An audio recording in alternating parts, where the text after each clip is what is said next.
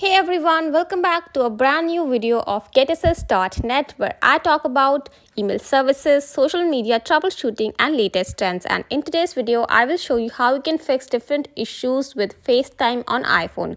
So if you are not able to conduct calls through FaceTime or if you are facing any sort of issues with FaceTime, I will show you how you can reset it. So make sure you watch it till the end and now let's get started.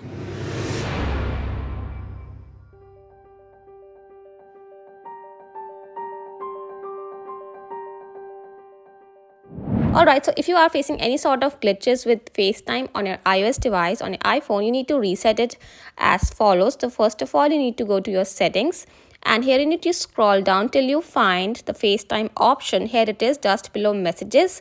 You need to tap on it and as you can see, it is showing waiting for activation. So this can be one of the reasons that you are facing issues in making video calls through FaceTime. So what you need to do is simply you have to turn the toggle off.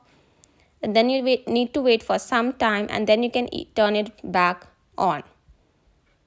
So this will take some time to reset. Alright, that's the only thing you can do and this might fix some glitches that you are facing with FaceTime. After some time you can start or you can try using the FaceTime again and see if this helps or not.